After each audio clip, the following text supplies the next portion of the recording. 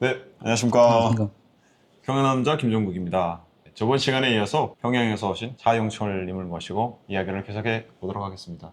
중앙당 대외연락부에서 일을 하시다가 중국으로 파견되신 거잖아요. 그 중간에 부모님과 관련된 여러 이야기들이 있고 중국으로 이제 파견되시자마자 부모님의 행방, 안부를 찾으시던 과정에 판단을 하셔가지고 북한의 어떤 조직을 이탈하신 거잖아요. 맞습니다. 네, 거기까지 스토리는 주성아 TV에서도 구체적으로 얘기하셨더라고요. 네. 주성아 기자님은 또 질문도 되게 전문적으로 하셨던 것 같고 그런 것들을 참고해 주시면 될 것 같고요.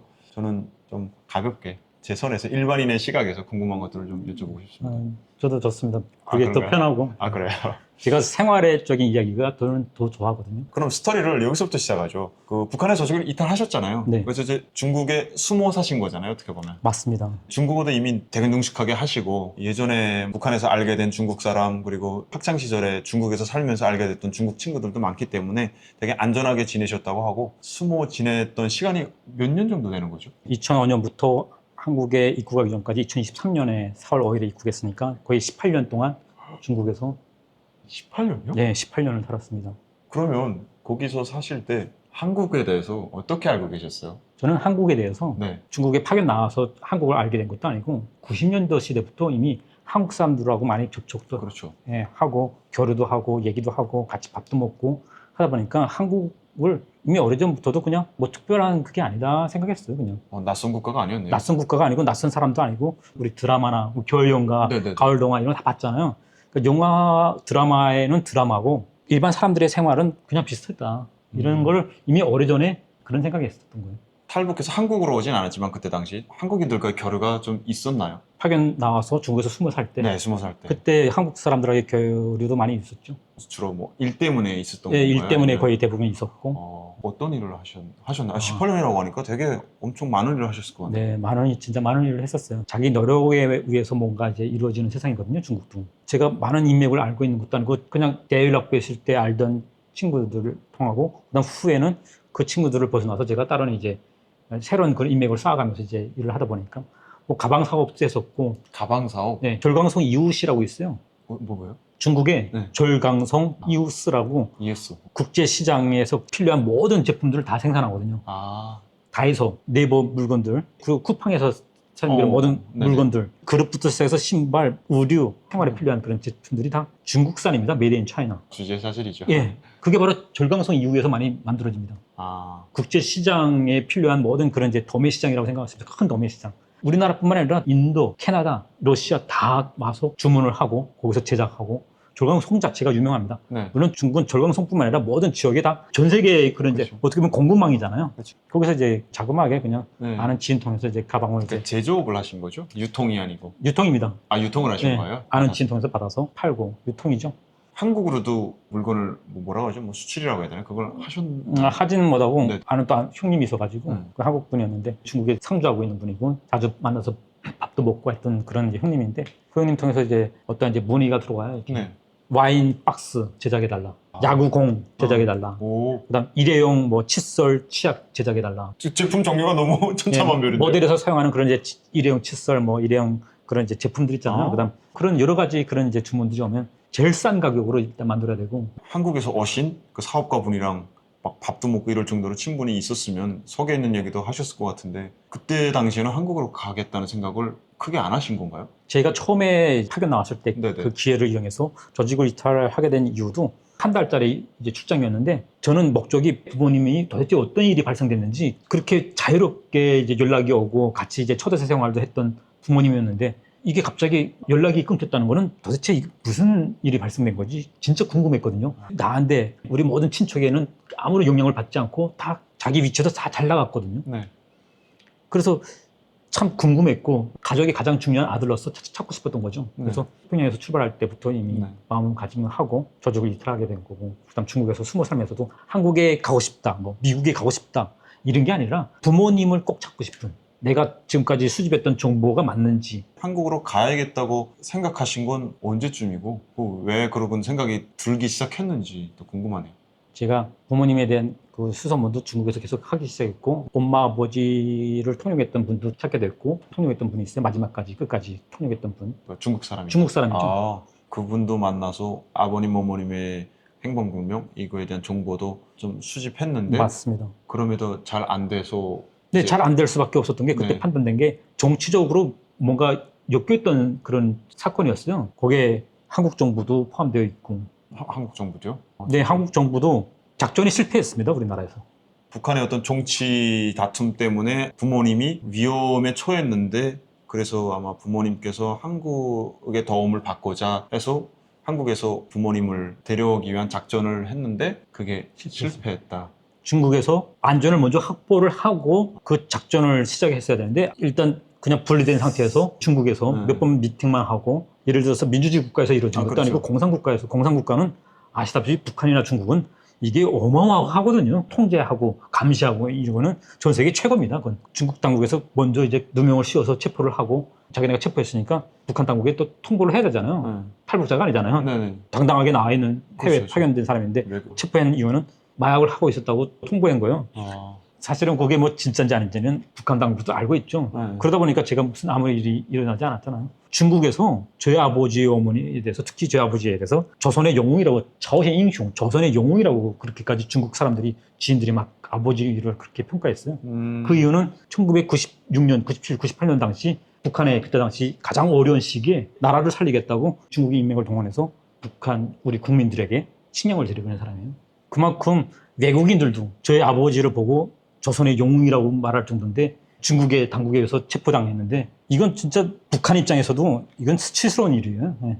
그 가해자는 어떻게 보면 중국이고 북한은 중요한 사람을 보호하지 않았고 맞습니다. 어떻게 보면 삼국이었던 한국에서 도움을 줄 수 있었는데 운이 따르지 않아서 거기에 또 실패했고 도움을 주겠다고 약속까지 했어요. 약속을 했는데 네, 그걸 믿고선 또 2주 이상인가 계속 기다리고 있었던 거예요. 그 사이에 중국의 그 심양시에 있는 국가안전부에서 막 제 아버지 어머니한테 이제 전화를 해서 내려라. 우리는 계속 너를 미행하고 있었다. 일단 조사 받아라 해가지고 조사를 받게 된 거죠. 어디.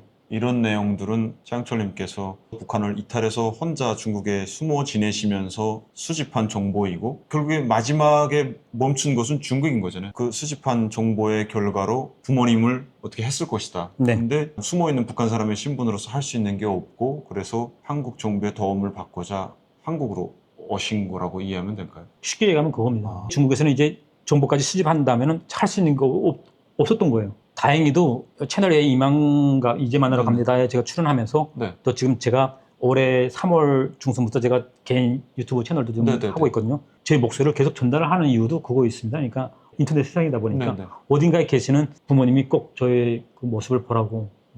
저도 처음에 타이반 자이반으로 이만갑 출연해서 저의 탈북스를 이야기하면서 마지막에 부모님 얘기하면서 전혀 예견치 못하게 좀 살짝 울 뻔했거든요. 지금은 좀 많이 괜찮아졌습니다. 그래서 차영철님께서도 형님도 시간이 그래도 어느 정도는 좀 해결해 주지 않을까라는 기대를 좀 해보는데 그러면 유튜브를 시작하신 계기 그리고 유튜브의 목적 이게 부모님을 찾고 싶다는 혹은 부모님께 아들의 소식을 전하고 싶은 그게 전부인가요? 아니면 혹시 뭐 다른 목적도 있으신지? 네, 처음에 시작은 네. 그게 전부였어요. 아시다시피 그 채널의 방송 외에 주성아 기자님 그 방송에 나간 것도 제가 돈 받고 나간 게 아닙니다. 영향력이 있으시니까 또 기자님이시고 네, 또 같은 이제 탈북민들이잖아요. 그래서 같은 탈북민들이 그게 어느 세상에서 살고 있든 서로가 도와주는 입장에서 잘 나가는 사람이 잘 못 나가는 사람을 먼저 이끌어주는 저는 그런 삶을 살고 싶고 북에서도 그런 일이 있었잖아요. 뭐 돈 있는 사람은 돈으로, 힘 있는 사람은 힘으로, 지식 있는 사람은 지식으로. 이거 솔직히 전 세계가 다 통한다고 생각합니다. 제가 유튜브 채널에 관련해서 영상도 보면서 궁금했던 것도 있고 좀 질문을 드려보면 영화를 되게 좋아하신다고 하시더라고요. 어떤 영상에서 나는 영화 광이다 뭐 이 정도로 말씀하시더라고요. 보통 그럼 일주일에 몇 편 정도 보세요? 우리나라 대한민국에 2023년에 들어와서부터 네네. 지금까지 오히려 영화를 더 많이 못 본 것 같아요. 여기서는 삶이 왜인지 바쁘게 지내요. 평소에는 회사 생활을 하고 있습니다. 저는 일반 회사원입니다. 유튜브는 주말에 그냥 휴식 때 짧게 이제 찍고 편집하고 하거든요. 일을 하면서 하다 보니까 일에 집중할 때 아침 6시에 일어나거든요. 제가 네. 주중에는 6시에 일어나서 퇴근하고 뭐 집에 오면 거의 8시, 7시 반 그때 도착합니다. 그러니까 하루 거의 뭐 영화 볼 새가 좀 예, 없고 없고 또 업무에 집중하다 보면 저는 중소기업이다 보니까 하나부터 열까지 다 자기가 모든 게 다 해야 되거든요. 그래서 바쁠 때는 거의 6시 땡이 일어나가지고 이제 출근해서 쭉 하루 이제 일과를 보내면 그 에너지가 쫙 빠져버립니다. 그냥 사실을 얘기한다면 평양에서의 삶이 최고였던 것 같아요. 그게 갑자기 이제 아버지 어머니의 그런 사연을 위해서 추락한 거예요. 그냥 바닥에 추락하고 그건 전 인정하거든요. 네. 인정하면서 또 그렇다고 제가 막 뭐 이렇게 세상 나 몰라 한 게 아니라 그걸 현실을 저는 빨리 받아들였어요. 받아들이고 네. 그 과정이 약간 이제 그런 이제 힘든 과정이 조금 있었죠.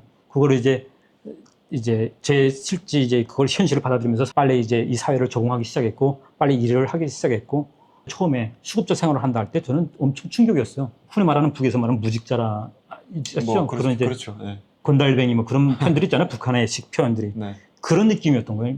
야, 이게 뭐지? 엄청 제가 쪽팔리고 막 어디 지구문화에서 막 숨어 들어가고 싶고 평양에 있는 모든 사람들이 나를 봤을 때 야, 저 용철이 저거 봐. 저거 완전히 저기 가더니 완전히 다른 사람들이 눈길이 막 그게 신경이 갔던 것 같아요. 나를 어떻게 바라볼까? 서로 뭐 연락을 하는 사이도 아니고 뭐 내가 뭐 TV에 나오고 이런 것도 아니지만 내가 알고 있는 그 북한 사람들이 나를 지켜보는 것 같은 그런 네. 감정을 아직도 좀 느끼시는 거네요. 그 당- 사람들한테 당시 지금은 안 해요. 아, 직장 생활도 없어.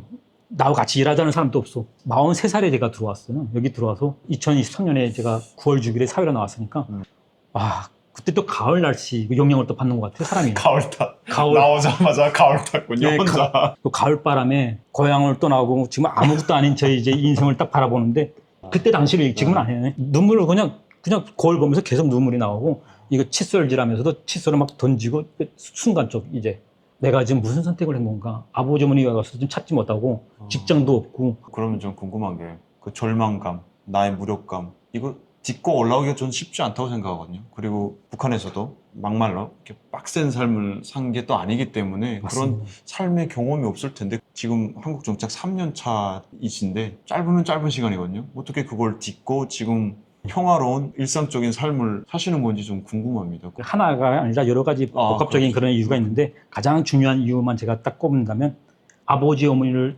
찾고자 했던 또 평양에 계신 누나 그리고 제가 사랑하는 여인이 있어요. 아내분. 네, 아내분 결혼했거든요. 책임져야 될 책임감. 네. 그래서 이 복합적인 책임감이 남자로 태어나서 좌절하지 말자. 중국에서도 그렇게 이겨냈는데 더 자유로운 대한민국의 땅에 와서도 포기하고 그러지 말자. 그래서 그때 마음가짐을 다지면서 내가 살아 있어야 이제 아버지 어머니 만날 수 있는 기적, 또 누나도 언젠가는 만날 수 있는 기적, 또 아내를 지금 살고 있는 아내를 더 행복한 삶을 줄 수 있다. 이런 책임감이 저에게 항상 이렇게 채찍질을 하는 것 같아요. 잠자는 시간 있잖아. 그때 네. 누워서 내가 지금 왜 이러고 있지? 이러지 말자. 정신 차려, 영철아. 너는 내가 하자는 꿈이 있고 목표가 있어. 물론 그 꿈과 목표가 가는 길에 실현되지 않을 수 있지만은 큰 꿈을 가져야 절반이라도 도달할 수 있고 꿈을 크게 가져라. 깨져도 그 조각은 크다. 제가 이 말을 그래서 좋아하거든요. 그게 지금 인생의 어떤 가치가. 모토자, 네. 네, 또 어떤 힘의 동력이 돼서 맞습니다. 그렇게 가족에 대한 책임감이 가장 크군요. 네, 아내분은 그 만난 지 얼마나 되신 거예요? 꽤 됐습니다. 거의 같이 만나서부터 지금 오늘까지 16년 됐어요. 3년 연애, 13년 결혼해서 총 합해서 16년 생활을 하고 있습니다. 아이고 뭐 그러면 보니까. 항상 곁에 계신 분이 있었네요. 네. 혼자가 아니셨네요. 네, 혼자가 아니었습니다. 혹시 책 읽는 것도 좋아하시나요? 네, 책 읽는 것도 좋아하고. 그러면 국정원에서 가장 재미있게 읽었던 혹은 국정원에서 책 많이 읽으셨을 거잖아요. 시간 많으니까. 아닙니다. 국정원에서 책 읽은 적이 한 번도 없었던 것 같아요. 아 진짜요? 할 게 없는데 시간은 남고 해서 저는 책을 꽤 많이 읽었거든요. 진짜. 한국에 와서 제일 책 많이 읽을 때가 국정원이었거든요. 싫어서가 안 본 게 아니라 우리나라 대한민국에 딱 입국한 순간부터 이제 국정원에 이송하고 이동돼서 거기에 자리 잡고 했을 때 이미 대한민국이라는 그런 세상을 다른 사람들보다도 그래도 좀 뭔가 안다고 생각하고 이제 그렇죠. 접근하다 보니까 거기에 또 가장 중요한 거는 저는 이미 대한민국 들어올 때보다도 여기서 지금 좋은 삶을 살아야 되겠다 그런 게 아니. 어러지 그 부모님 문제밖에는 맞아요, 관심이 맞아요. 없었고. 예, 왜냐면 이미 북한에서는 저도 이스라엘 때 2005년도에 저를 탈북엔 배신자라고 이렇게 낙인 찍었어요. 실태져서 제대로 하지 않고 한국도 안 왔는데 미국도 안 가고 어디도 가지 않았는데 중국에서 일단. 부모님을 찾으러 헤었는데 나라가 하지 못한 그것을 제가 하고 있었는데 그걸 그냥 낙인 그냥 찍어서 너는 배신자라. 그게 나라가 할 짓입니까? 정말 창피스럽고 수치스러운 걸 알아야 됩니다. 오히려 그때 그렇게 대회에서 이탈했을 때 얘가 한국에 갔네 라고 가볍게 단정지음으로써 영철님의 마음에는 오히려 한국에 갈 생각이 그때는 추워도 없었는데 없었어요. 18년 동안 없었어요. 네. 진짜 한 사람 한 사람의 운명을 제대로 확인하고 조사하는 그리고 국민의 목소리를 들어주는 그런 세상을 만들기를 바랍니다. 진짜. 그러게요. 북쪽에서 저희 채널을 볼 수도 있겠죠. 전문 앉아서 모니터링하는 어떤 요원이 볼지는 모르겠지만 위에 잘 반영해 주시기 바랍니다.